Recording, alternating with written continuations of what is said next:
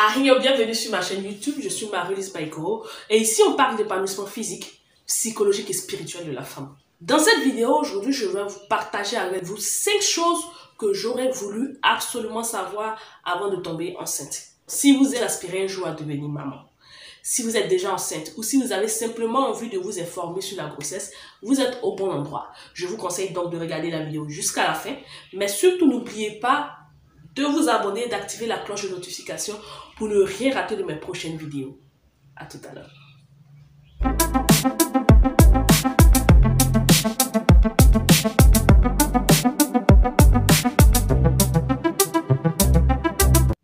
La première chose que j'aurais bien voulu savoir avant de tomber enceinte, c'est que les mots de grossesse ne sont pas mignons. Non.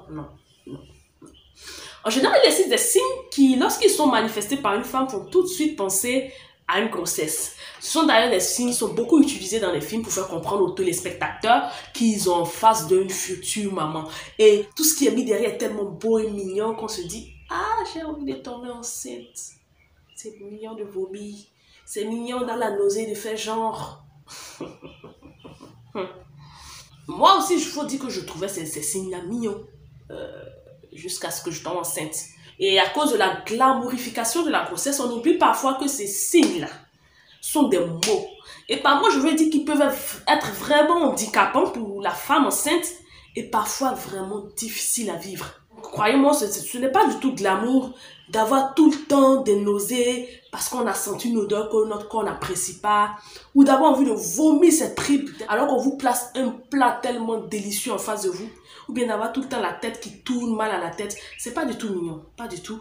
Et pour moi, la différence entre la fiction et la réalité a été un vrai choc. Et j'aurais bien voulu que quelqu'un me prévienne. La deuxième chose que j'aurais bien voulu savoir avant de tomber enceinte, c'est que les changements physiques peuvent être impressionnants. Je tiens à préciser que les informations qui vont suivre sont générales. Il existe des cas spécifiques. Ça ne s'applique pas forcément à toutes les femmes enceintes. Mais à l'exception de certaines privilégiées, pour toutes les femmes enceintes, grossesse rime avec changement physique. Donc les principaux changements physiques vont survenir au cours du premier trimestre de grossesse, avec par exemple les mensurations qui vont s'arrêter. Moi, à ce niveau-là, j'ai bien aimé parce que je déteste avoir mes règles. Et comme je vous le disais, ce n'est pas le cas pour toutes les femmes. Il y a des femmes qui sont enceintes et qui en même temps continuent à avoir les règles. Il y a aussi l'utérus qui va commencer à grossir au point d'atteindre environ 24 cm au 6e mois de grossesse. C'est quoi 24 cm? Je suis venue avec mon mètre. 24 cm, c'est environ ça. C'est une moyenne, ça veut dire qu'il y en a qui auront moins de 24 cm et d'autres plus de 24 cm au 6e mois de grossesse. Vous voyez que c'est quand même assez colossal. Et puis, il y a les seins qui vont commencer à prendre du volume tout en devenant de plus en plus lourds et de plus en plus sensibles. Par sensibilité, je parle pas de sensibilité sexuelle qui fait du bien et tout là. Je parle de sensibilité qui fait très mal. Ok? Il y a votre fréquence cardiaque qui va augmenter à partir de la 6e semaine et cela va durer pendant toute la grossesse.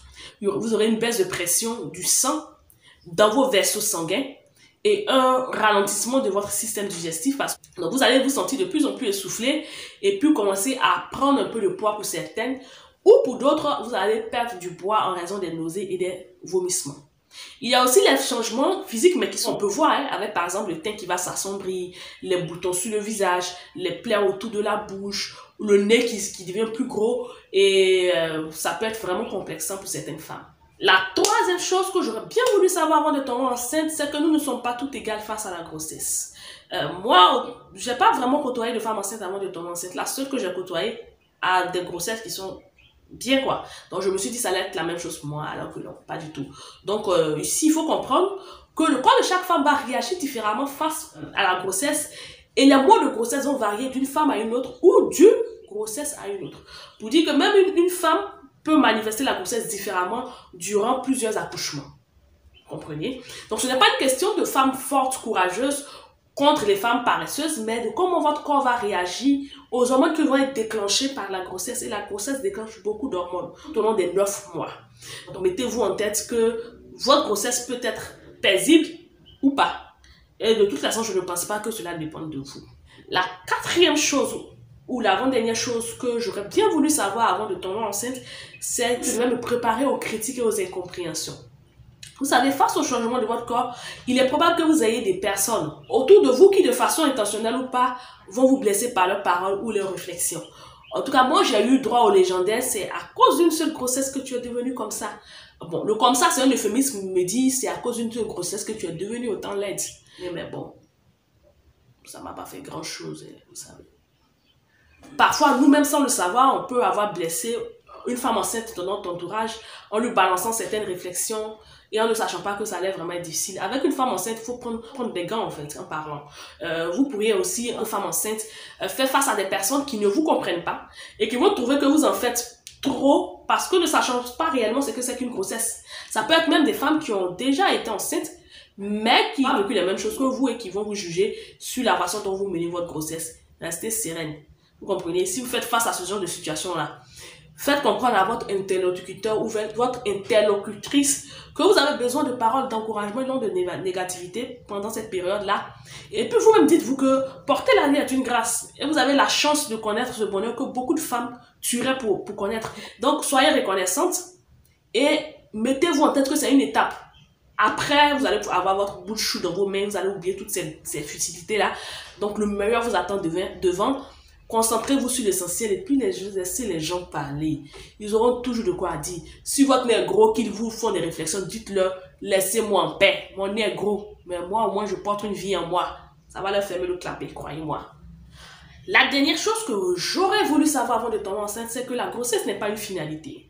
Comme beaucoup de femmes enceintes, pour la première fois, j'attendais avec impatience mon accouchement. Pour moi, c'était la fin de mon calvaire. Donc, le jour où j'allais tenir mon bébé dans mes bras, le jour où j'allais le voir, le jour.